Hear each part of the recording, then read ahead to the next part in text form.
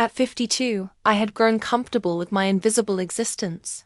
Romance had always been fleeting whispers rather than thunderclaps in my world. Single motherhood, steady work, and a small home filled with the scent of jasmine and fresh brewed tea had defined my days. I believed women like me existed in the margins of other people's narratives. Then came that transformative spring and awakening. I struggle to articulate even now. Don't let fear keep you from recognizing such moments when they arrive in your own life. It began during a humid Saturday evening in late April. The memory remains vivid because cool air drifted through the bathroom window like a gentle caress against my shower-warm skin. I had emerged from the bath, wrapped in my favorite terry cloth robe, the faded green one with a fraying belt, believing the house was empty. Was house-sitting for my cousin Sarah while she and her husband vacationed in Mexico. She'd asked me to assist her 23-year-old son Michael during his recovery from shoulder surgery. Though mostly self-sufficient, he needed occasional help with daily tasks and transportation. We had little connection. Michael had matured into a reserved young man, growing taller and more distant with each family gathering. Yet, I remembered him as the child who called me Aunt Elena, who would press grape-stained hugs against my apron. That morning, I assumed he was sleeping late, earbuds in, curtains drawn like most college students. So I luxuriated in my shower, letting hot water ease the tension between my shoulder blades. I expected no interruptions, prepared for no encounters. That's why the gentle footfalls barely registered at first. The bathroom door opened with such softness. I mistook it for a draft. I was bent over the vanity, smoothing moisturizer along my collarbone, when movement caught my peripheral vision. Glancing up, I saw him reflected in the mirror. Michael, frozen like a startled animal. Our eyes met through the glass, and time suspended itself. His face flushed crimson as he stammered, "God, Elena, I'm so sorry." His voice cracked as he began retreating, palm pressed against the doorframe. "Michael, wait." The words escaped before I could consider them. Perhaps instinct, perhaps surprise, perhaps something deeper. My pulse quickened. Yet anger didn't surface, only bewilderment and an odd sense of being truly seen. He turned back slowly, still flushed. "I thought you were in the garden. I needed my sling from the medicine cabinet. I never imagined anyone was here." I adjusted my robe tighter and drew a steadying breath. "It's fine. I should have secured the door. They're both at fault." We stood motionless, neither quite looking directly at the other. Tension hummed between us, awkward yet not threatening, delicate and unspoken. He stepped forward tentatively, still avoiding eye contact. "I can retrieve it myself, just need a moment." "No, let me help," I offered, crouching to access the cabinet.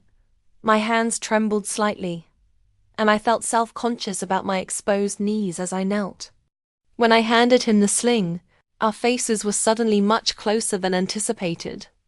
That's when recognition struck me. His eyes held the same warmth I remembered, but transformed. No longer a child's gaze, yet not quite fully formed either. A quiet depth resided there, something beyond childhood's borders. He accepted the sling carefully, fingers grazing mine. "Thank you," he said, voice barely audible. I nodded but didn't retreat. Neither did he. "I remember you chasing me through the sprinklers in the backyard," he said, a small smile emerging. "You'd laugh like it was the best game ever. And you'd shriek like I was a monster," I replied, chuckling. "I thought you found me terrifying." "Never," he said too softly. "Not even close." The space between us grew heavy, not with danger, but with recognition. For the first time in years, I felt noticed, as though I hadn't faded into everyone's peripheral vision the way I'd assumed. Finally, I stepped aside. "Let's get that sling properly adjusted," I said, attempting to restore normalcy, to dismiss whatever had passed between us. But as I helped secure the straps, our hands brushing repeatedly, I wondered if something fundamental had shifted in those accidental seconds. A doorway had opened that I hadn't realized existed, and I wasn't certain. I wanted to close it. That evening, sleep eluded me.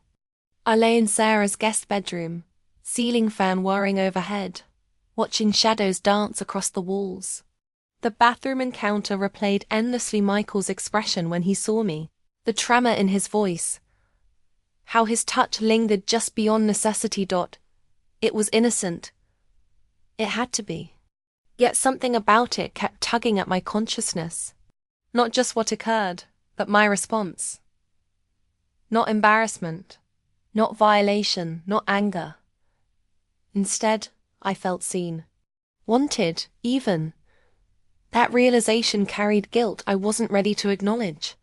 Following morning, I busied myself preparing breakfast, pouring cereal, and pretending everything remained normal. I'd chosen a cardigan despite the warmth, ensuring coverage from throat to waist. I didn't trust myself not to overanalyze every detail. Michael entered, favoring his injured side, hair disheveled, eyes soft with lingering sleep. He looked at me, held that gaze just a moment too long, then reached for a coffee mug. "Morning," he said. "Morning. How's the shoulder?"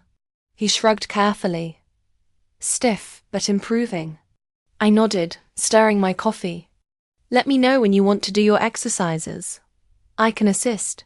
He smiled faintly. "You're more helpful than my physical therapist." That drew a small laugh from me. "I doubt that." He settled across from me at the small window table. "You've always been patient, even when I was difficult." "I never considered you difficult, just energetic." He tilted his head, studying me. "You always found the positive in people, didn't you?" I felt warmth rise in my cheeks. "I try to." A long pause settled between us. He reached for his spoon, then set it down again. "Can I ask something personal?"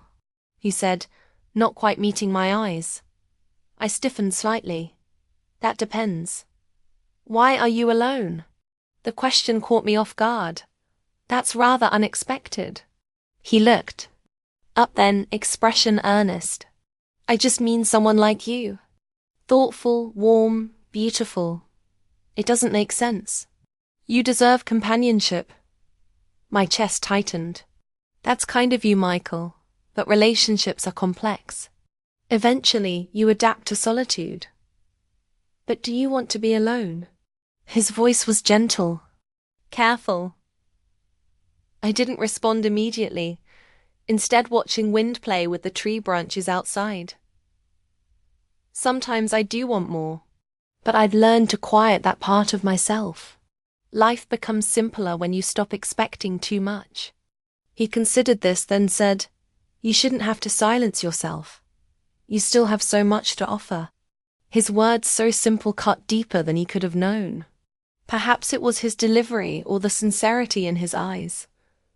But I felt something shift within me, something I thought I'd buried permanently. Later that day, I guided him through his stretching routine. He grimaced and muttered complaints, and I teased him about his inflexibility. At one point, I steadied his arm as he lay back on the exercise mat, breathing through discomfort. "You're stronger than you realize," I told him, resting my hand on his wrist. He opened his eyes and looked up at me. "So are you." I swallowed hard and smiled down at him, trying to brush the moment away like dust from furniture. But it lingered. That evening, I found myself hesitating in the corridor outside his room. I told myself I was checking if he needed anything: ice, a snack, extra pillows. But truly, I just wanted to hear his voice again. I knocked softly. "Come in." He was lying on his side, a book spread open on his chest, lamplight casting warm shadows across the room. "You all right?" I asked. He sat up slightly. Yeah, just thinking. About what? You. The breath caught in my throat. I stepped inside, uncertain how to respond. Me? Today, yesterday. The way you look at me. I know I'm not imagining it. I hesitated in the doorway. I'm not trying to complicate things, he said quickly. But I need you to know that moment in the bathroom wasn't just clumsiness. It meant something to me. My heart hammered against my ribs. I closed the door behind me to muffle my own nervous breathing. I don't know what it meant, I admitted, but I haven't stopped thinking about it. His voice dropped to a whisper. Me. Neither. We sat in silence. Nothing happened, not yet. But something had begun. Something gradual, fragile, and deeply unfamiliar. For the first time in years, I didn't feel like a woman overlooked. I felt like a woman remembered. The next morning arrived with heightened awareness. Sunlight streamed through the kitchen window, more brilliantly than usual. The air carried scents of toast and oranges, and my nerves felt wound-tight as guitar strings. I couldn't stop thinking about Michael's words the previous evening, the weight of his gaze, the honesty in his voice. Worst part, I didn't want to stop thinking about it. I'd spent years convincing myself that certain boundaries were absolute, that love had expiration dates, that attraction, especially unexpected attraction, was merely loneliness masquerading as something deeper. Now I wasn't certain. I heard the soft rhythm of Michael's movements as he navigated the hallway.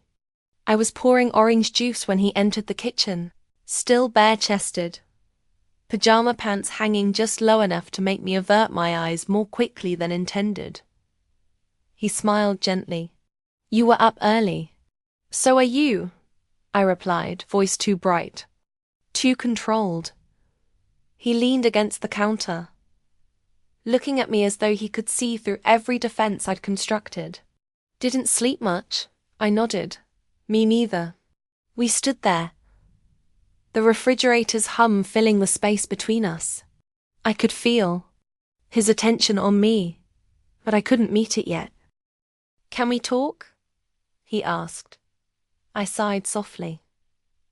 Haven't we already? No, he said, taking a small step forward. We've been dancing around it. I need to know if you felt it too. There it was, no more pretending, no more avoidance. I turned to face him fully. Michael, I did, and it frightened me. He nodded slowly, absorbing my words. Why? Because I'm older. Because I'm your mother's cousin. Because people would judge. Because I've spent my entire life building walls to protect myself. And this is like wildfire consuming everything I've built. He moved closer. Maybe that's not entirely negative. I wanted to stop him, to explain why this couldn't happen, that we were confusing comfort with connection. But the look in his eyes, the quiet tenderness, the respect, the restraint kept me frozen. I'm not trying to pressure you, he said, reading my hesitation.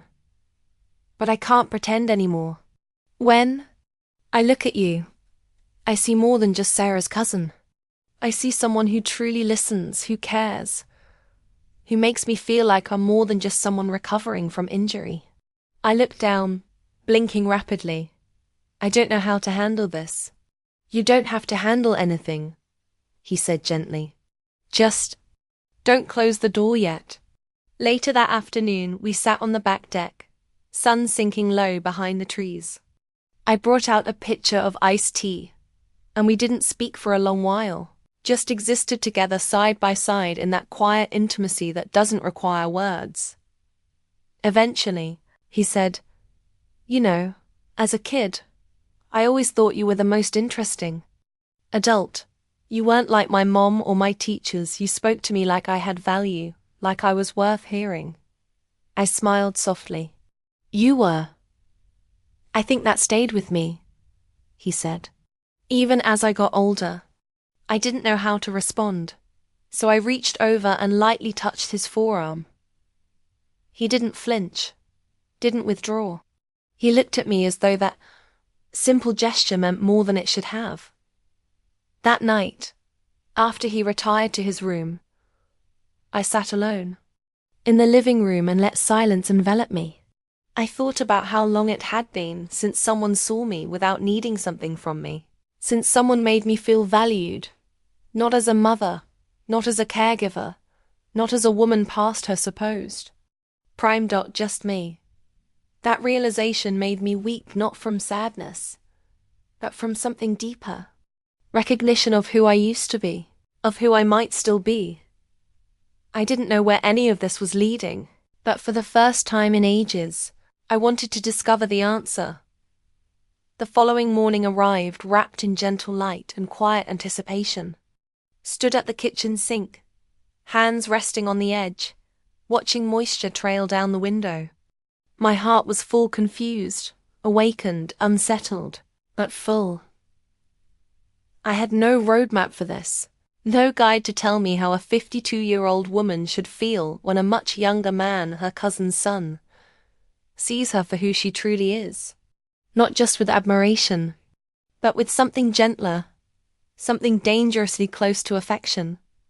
I heard Michael's approach before he spoke. "Morning," he said quietly. I turned. Morning. His hair was still damp from showering. He wore a simple blue t-shirt that fit just well enough to make me notice. He settled against the counter across from me, expression unreadable. "I've been thinking," he said, voice steady but soft. "About this, about us." I released a breath I hadn't realized I was holding. "Me too. And?" he asked. I looked down at my hands. "I don't know what's appropriate, Michael.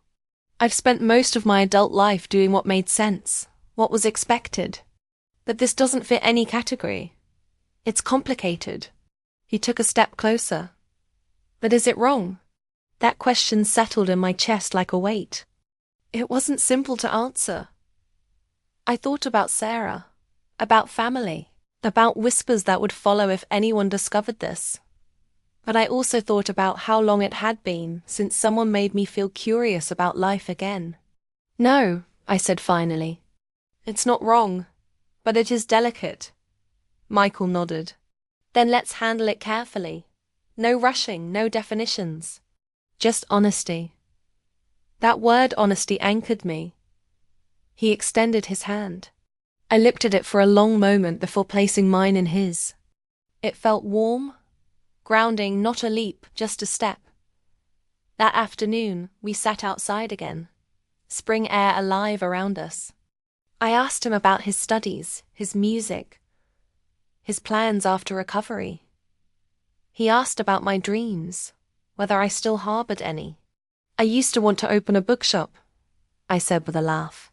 "The kind with wooden floors and mismatched furniture where people bow. Stay too long." He smiled. "That sounds perfect. You should still pursue it." I met his gaze. "Maybe I will." Something in me was transforming gently, quietly, but completely. This wasn't fantasy or mistake or secret to bury. It was a chapter of my life that felt authentic, that reminded me I wasn't finished growing or loving or being loved in return.